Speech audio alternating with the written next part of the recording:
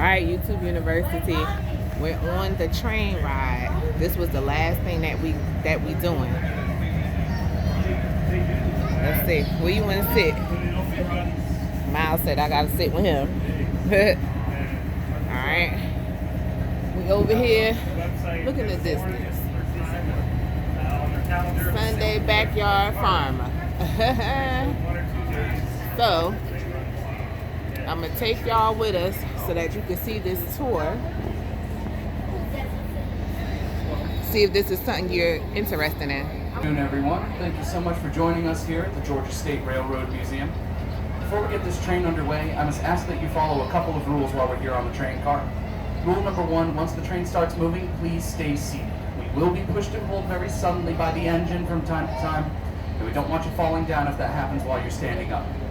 Secondly, there are some tight squeezes we're going to have to go through, so make sure all limbs are safely inside the windows. Now, my name's Patrick. I'll be showing you around the site and telling you a little bit about its history. Our ground crew today will be Stephen. He'll be operating our turntable, making sure everyone else in the museum is just as safe as us here inside the train. And our engineer will be Brad. He's in the cabin of the engine, and he'll be driving us around the facilities today.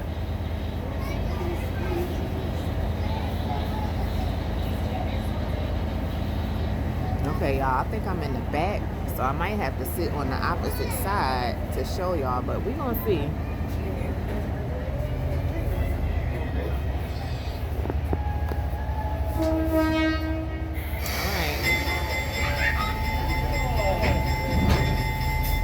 So the facility we're in today is what remains of the original maintenance and repair shop for the Central of Georgia Railroad. The Central of Georgia was this site's first and most successful railroad company, and it was founded in 1833 by William Washington Gordon. If you're not familiar with who that is, you may know the name of his granddaughter, Juliet Gordon Lowe, who was the founder of the Girl Scouts. But before there was even an idea to build a railroad facility here, history had already been made on this ground. Because believe it or not, we're also on top of a Revolutionary War battlefield. On the other side of the gift shop is a park which commemorates the Battle of Savannah, which took place on the ground we are on right now on October 9, 1779. It was one of the bloodiest battles in the American Revolution, and it was also the bloodiest hour in the entire war. The battle started at 6 o'clock in the morning, and after 55 minutes, up to 1,000 soldiers would be injured or killed, with only 150 of those casualties being with the British Army. The remaining casualties were American soldiers and their allies, representing the modern-day countries of France, Haiti, the Dominican Republic, Ireland, Sweden, Switzerland, Austria, Poland, and Lithuania, who were all here to help us retake this city from the British.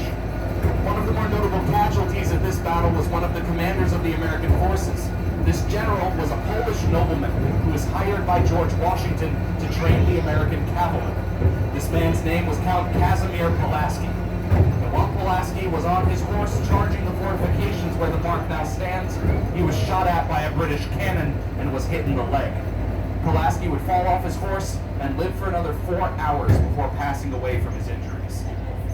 Another historic figure at this battle was an architect named Charles Pierre L'Enfant.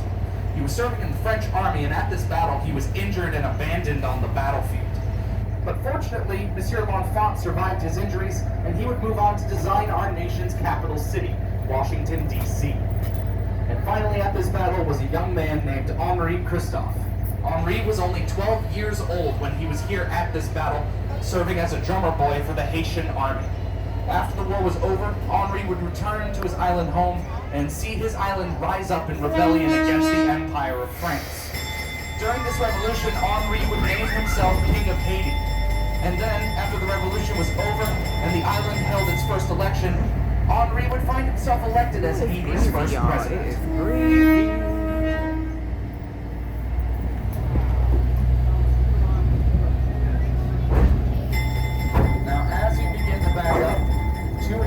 You'll see what remains of a brick building that's being held up by blue metal poles. That's where our children's museum is, and it used to be the facility's carpentry shop. Back in 1923, a worker inside that building failed to turn off a blowtorch properly, and his mistake after he clocked out resulted in the building burning down, as well as 2 others here on site overnight. So this is where we were. Those buildings, and then in the 1980s, after the site had long since been abandoned, a homeless community moved in. One night during that decade, though, someone forgot to put out a campfire in the building before going to bed, which resulted in the carpentry shop burning down for a second and final time. Now here we are at the end of the line near the edge of our property. If we were here back in the 1960s, we would be able to continue down this track and go across a bridge that would take us to the train line on the other side of the street. Unfortunately, in the early 1970s, that bridge was destroyed after one too many 18-wheelers got stuck underneath the bridge. Now, if you were a truck driver back then and you wanted to get under this over century-old brick bridge, here's what you would have to do. You'd have to get out of your truck, deflate all of your tires, roll the truck under the bridge, and then reinflate those tires on the other side. And mind you, this is before the days of portable automatic air pumps and air compressors. So you had to reinflate all those tires manually. So you can imagine there'd be a long line of 18-wheelers parked on either side of Louisville Road here, with an equally long line of very angry truck drivers reinflating their tires. Eventually, the truck drivers asked the city to do something about their problem. And you can see what Savannah's solution was. They simply got rid of the bridge, destroying the only way in or out of this facility by rail.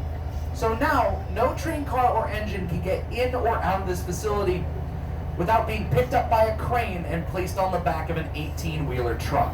Oh, wow. And if that's not irony, I don't know what is. Now, right at the edge of the bluff, there's a small sign that says Eastwood Ravine. This is a reference to the film Back to the Future 3. How many of you have seen that movie by chance? Just a few of you? Awesome. Now that, Back to the Future 3 is our director of railroad operations' favorite movies. And that sign was a present for him one year. And it's a good way to talk about how films and TV shows have used our site over the years. Most famous being the Civil War movie Glory, starring Denzel Washington, Morgan Freeman, and Matthew Broderick. 2/3 of that film was shot here in this very facility. And if you see that film in the near future, keep your eyes out and you will see our smokestack in the background of several important scenes. If you like Disney, Disney was here filming their Lady and the Tramp remake a few years back. And if you like zombies, AMC's Fear the Walking Dead was also here 2 years ago, using our train cars for the final season. Now we'll talk about movies a little bit later in the tour, but first we need to address our turntable. The turntable we have here on site is celebrating its 101st anniversary in this facility this year. And it's one of the last functioning historic turntables in the entire country. The table that was here before it was built in 1852 and was something called an Armstrong table, meaning it was turned by hand.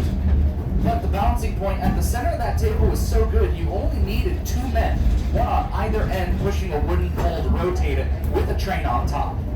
That balancing point is still here on our new table, and it's still so well measured that the 2 electric motors that rotate this table today only have 7 horsepower each.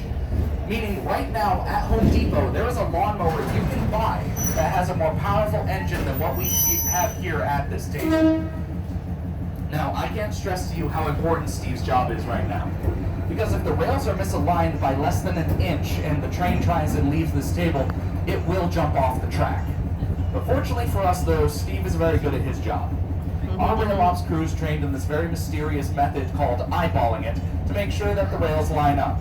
Trust me, eyeballing it has not failed us yet. Now I say that partially joking though, because if you look at the rim of our table, you will see no hooks, no locks, no clamps.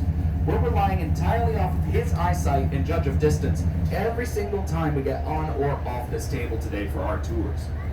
Now the building we're going to be backing up towards is the painting shop. This is where you would bring train cars to have a fresh coat of paint put on after the old one had been removed in the stripping yard. So we just came Now, the from... painting shop is one of the youngest buildings in this Where's my facility, finger? being constructed in 1927. This is the one when we this was facility on. was at its busiest. Now we're If on we the were next back at this trail. site 100 years ago, The you next would see up to 1,000 train. people working here 12 hours a day every single day. And they wouldn't be making that much money either. For example, if you were a machinist working in the blacksmith shop in the year 1920 operating power tools, you'd be making about 85 cents an hour. Adjusted for today's inflation, that's around the lines of $12.30 an hour, which is less than what a worker at McDonald's is being paid today here in Georgia.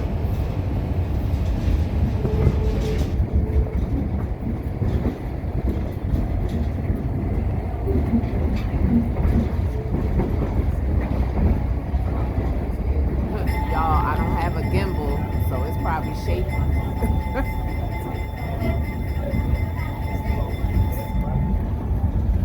It's cold, y'all. That Now, breeze as we is round this grove of freezing. trees, Okay. we'll be able to see inside the painting shop, and you'll see it's pretty dark in there. Back in the 1920s, this site would have had electricity, but while they were building this facility here, this building, they decided they didn't want to use electricity in it during daytime hours.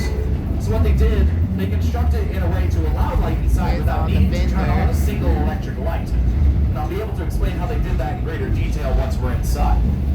Now, this building has 40,000 square feet of floor space and was designed to hold over 32 train cars at any given time. With a basement that was equally large underneath, that held a chemistry lab for making paint, a printing shop, inventory rooms, as well as bathrooms, locker rooms, and showers. But today, this building also holds a couple of vintage automobiles over to the left. You'll see a Ford Model A and a Ford Model T. These kinds of cars would be a common sight to see at train stations in the 1920s, where they would act as a taxi service to the city's hotels. These cars would be known as depot hacks, but later on, they would receive a new name, because these cars that were moving people to and from the train station were the beginnings of what we know today as station wagons.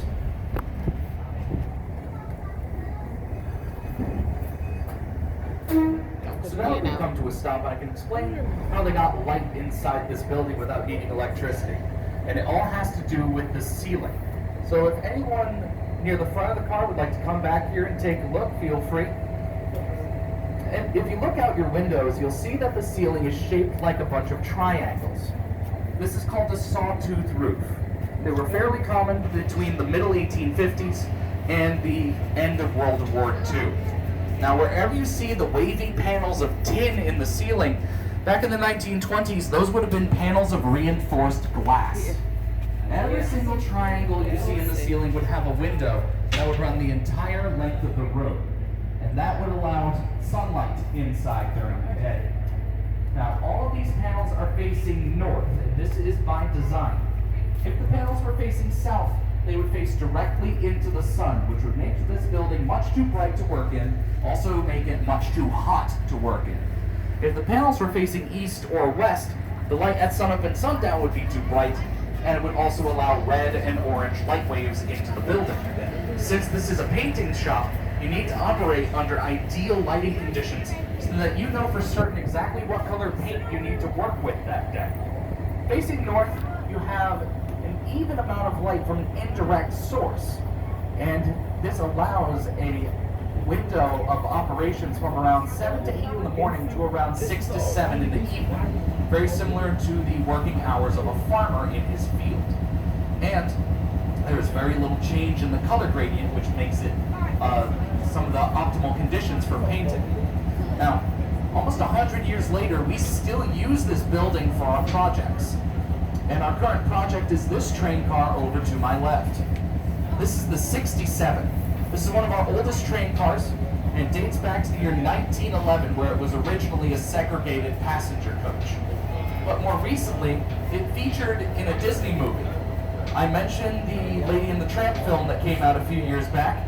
Have any of you seen that movie on Disney Plus? What is it? Lady and the Tramp, the new one that came out?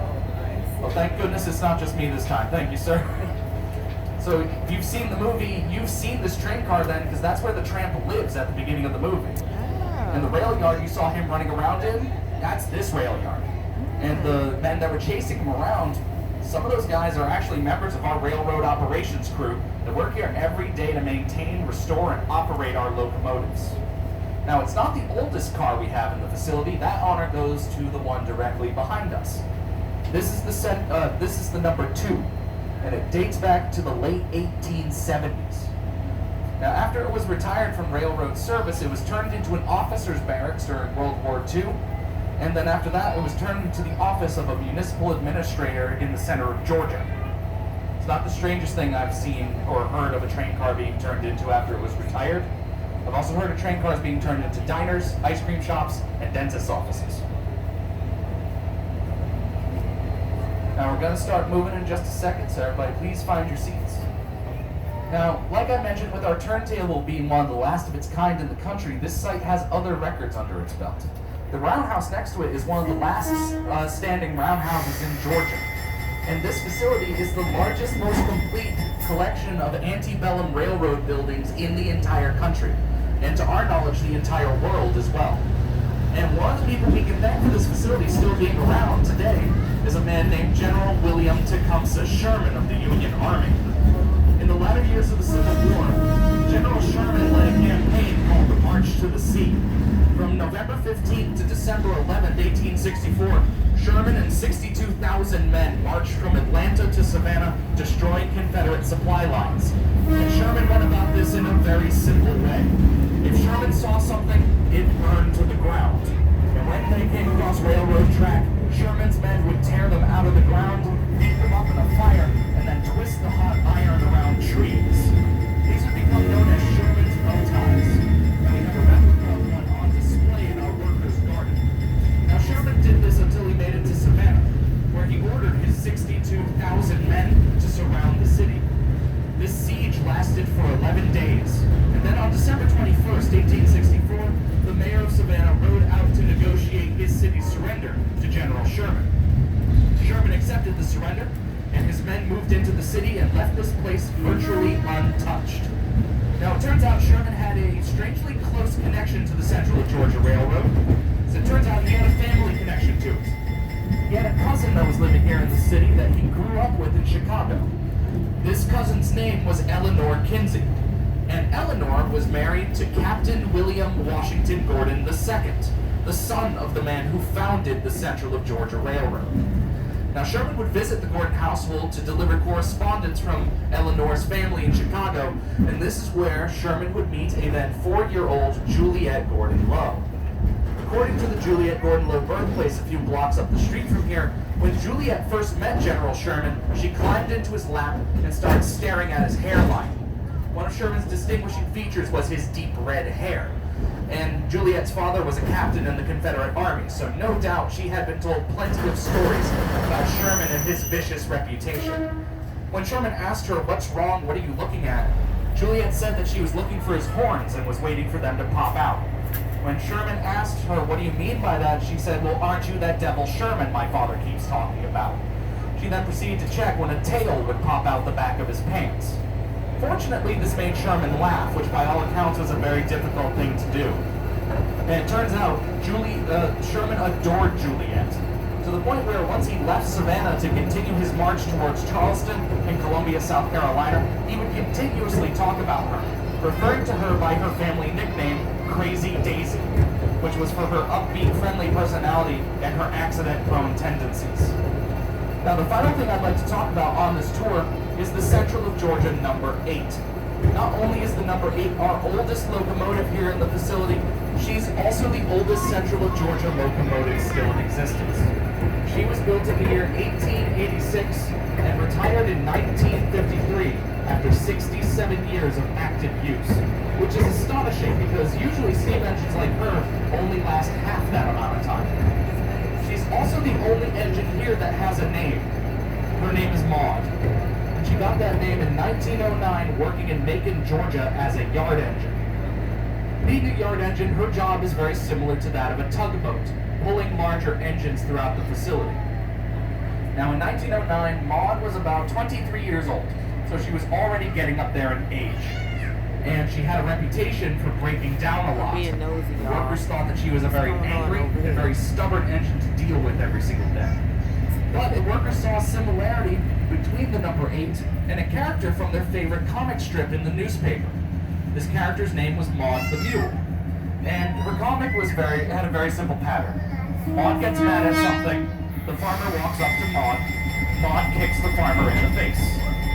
Seeing some similarities, they decided to name the old number 8 after their favorite character, Maud, and soon after they would go into their workshop and make a cast iron mule to put in front of her headlight to go along with this brand new nickname of hers.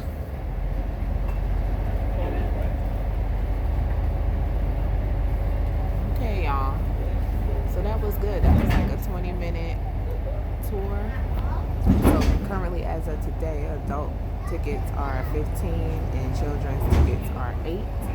So if you're ever in the Savannah, Georgia area, you can go ahead and do this as part of the tour while you're here. Look at that. Big old broke farmer. Everybody's leaving. Whoever was vending, they're packing up and getting ready to go. So, all right, YouTube University, I hope you enjoyed. I try to take you on the ride. Some of the people, they're vending, they're not able to see the tour. So hopefully you can experience it this way. And it'll make you want to try it if you get a chance to visit the museum. You can do your own tour. I appreciate it. I hope you have a good day, man. Thank you. Right. Be careful down the steps. All right, guys. I'll see you on the next one.